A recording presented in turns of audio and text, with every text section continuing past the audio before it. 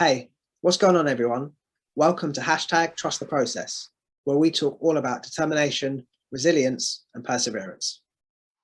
If you're enjoying these videos, make sure you hit the subscribe button, as I've got a lot more coming out, and you get notified every time I upload a new interview. Today, I'm joined by the writer, director, and actor, Harry Sherriff. Harry and I did a really great Natter with Nilan video earlier, so make sure you check that out. Harry, thank you very much for coming back and joining me again. Welcome to #Trust the Process, where we talk all about determination, resilience, and perseverance. It's been an incredibly difficult year for everyone, specifically for people in the film and TV industry. I think that we've had to encounter challenges we've obviously never had before. And a year on, I think everyone's done incredibly well to have gotten through those challenges. But that's not been without the difficult times. And I think specifically for people trying to get into the industry or people at the early stages of their careers in the industry, it has been really difficult. So I want to ask you a couple of questions. Can you tell me about a time in your career where you've felt like giving up?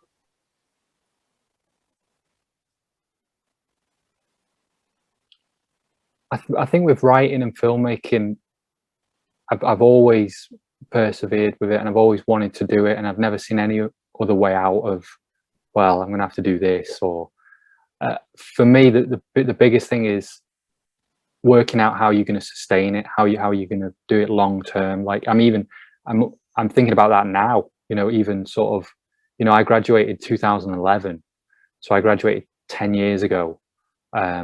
This year, and I'm still I still have a part-time job. I'm still making films, trying to write, and I've never thought, right, I'm going to give up, or I'm going to give up if this doesn't happen or whatever. And I think it's more, I'm going to do this for the rest of my life. How can I facilitate that? How can I think of doing that? There's a really interesting Korean filmmaker that I like called Hong Sang-soo, and he's very famous, and he's getting more famous because his films keep winning awards at Berlin and Cannes. And he's a teacher. Like, his profession is he teaches film in Korea, and he makes at least a feature film every year, and a lot of his students work on the feature film. Oh, wow. So I've not thought about, like, I'm going to give up and I'm going to go and do something else, because I don't know what I can do. Like, I can't do much else. But when I'm in my darkest hour, it's normally like, don't worry, you can always do something creative, like, for example, teaching. And I'd love to teach one day. Like, you can do that, and you can carry on making films.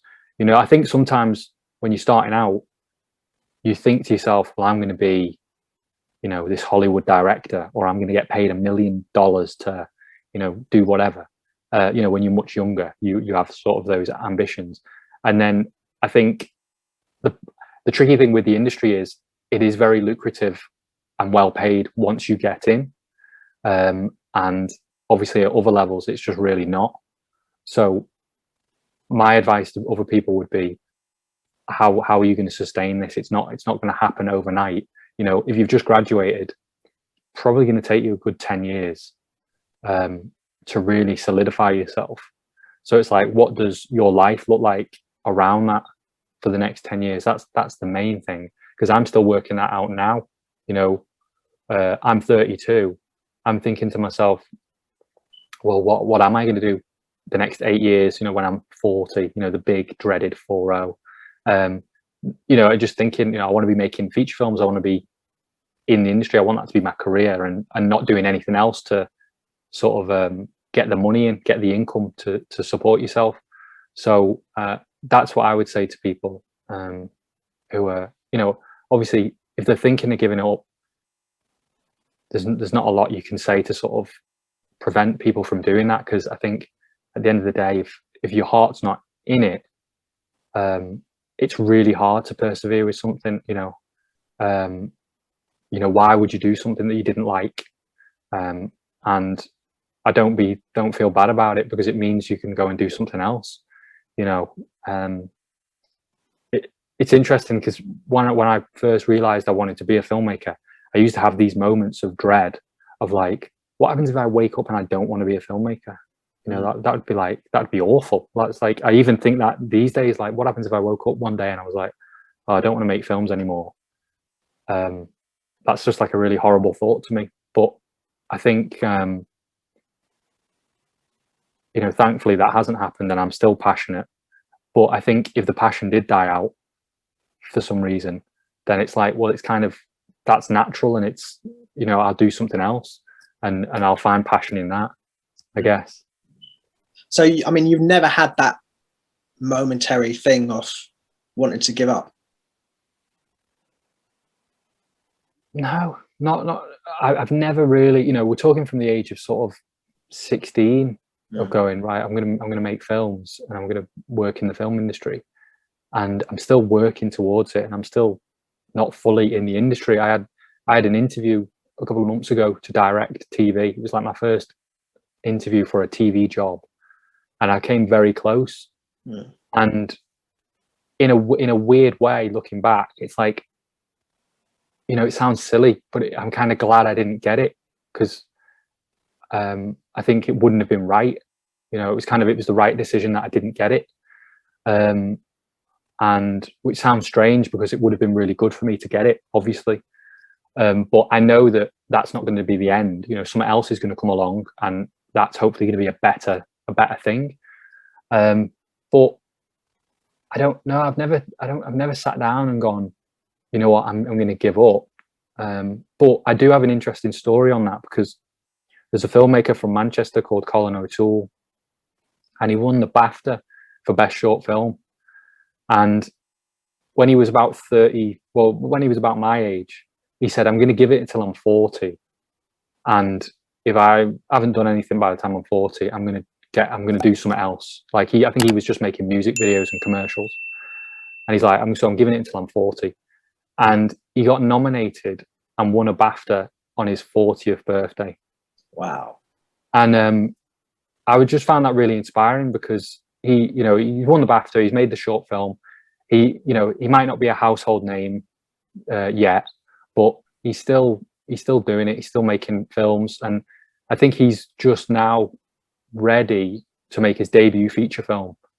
You know, and I think a lot of young filmmakers get obsessed about age, obviously, like everyone does, you know, and they always look up these things of Spielberg was this age and Orson Welles was this age and all this stuff. But I think as long as you're making stuff and you're creatively inspired by it, like one of my favorite filmmakers is Joanna Hogg, and she's a lesson to me, because she went to the National Film School. You know, she went to the hottest ticket in town, National Film School, and she kind of didn't have a good experience there.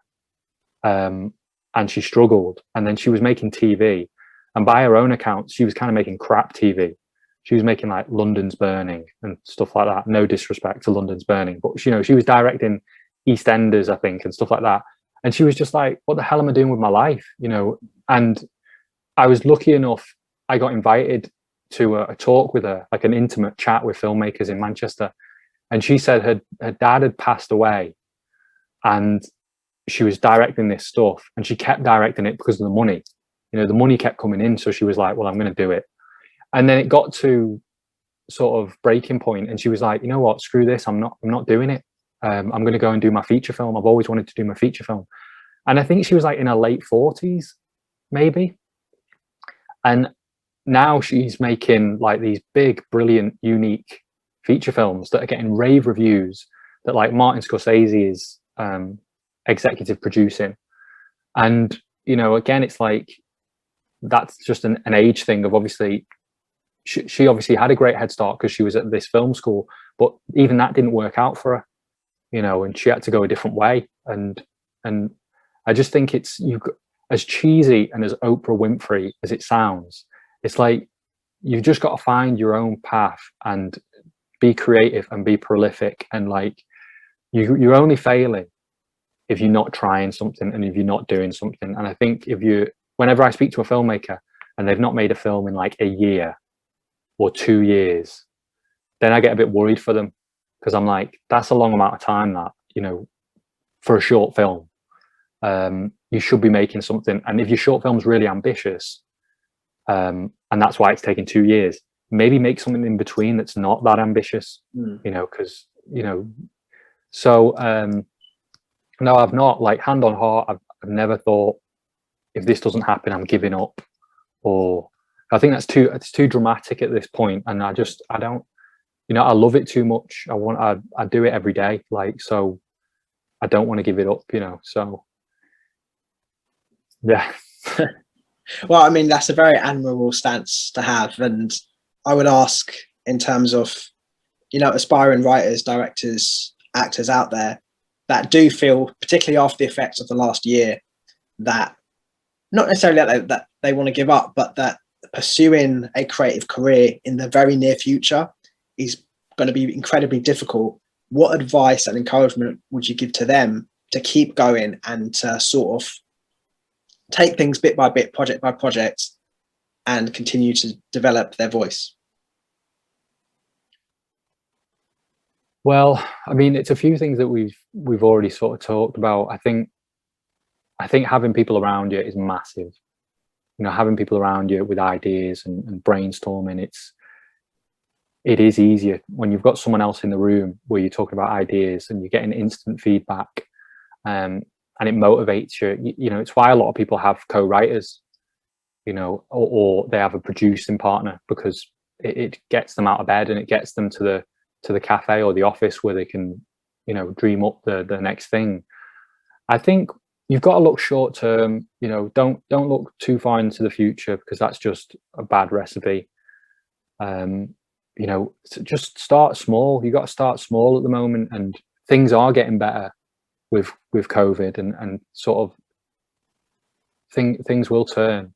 But I think you do have to get out there, and it's tricky to say, because if someone is thinking to give up, it's really easy for me to turn around and go, well, you know, just stay creative, stay positive, and just get out there and make something, because I can guarantee as soon as you make something, you're going to be better off. Like, even if it's something that you look back on and go, oh, I wasn't very good that, but at least I met that person on it. Or, you know, action always creates a reaction, and you're going to get something else out of it. So I mean, part of the reason why they're probably feeling down is the fact that they're probably thinking too far ahead. They haven't created something in a while, and they just think they're lost, you know. And we've all been lost, and especially with the last year, like, there's been so many down points of, like, you know, I don't know what's happening, I don't know what's going on, and you've just got to kind of get through it as best as you can, and make something. And I'd say get in the room with someone else.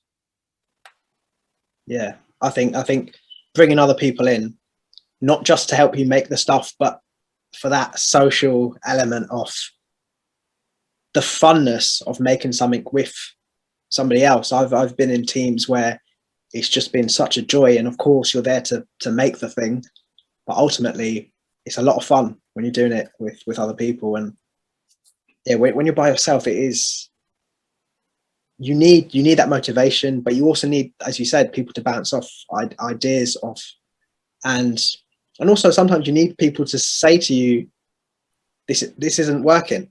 So sometimes you're too close to something for you to really see that, and that's one of the many benefits that you get from working with people. And yeah, if you've got people around you that are going to encourage you and keep pushing you, you're not likely to give up, and you are going to carry on and continue to create stuff, as you said.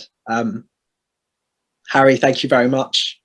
I think everything that you've said hopefully will encourage more and more filmmakers to continue to do what they need to do, continue to tell stories, and continue to trust the process.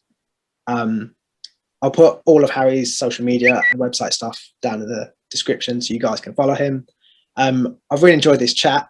Thank you again for your time and for coming back. Really, really appreciate it. Right. Thanks. You're very welcome. Guys, if you've enjoyed the video, drop a like on it. If you've got any comments or questions, put them down below as well, and subscribe to the channel, because I've got loads more content and interviews coming up, and I'd really appreciate that. Cool. Okay, well, Harry, I will speak to you soon, and yeah, see you guys later.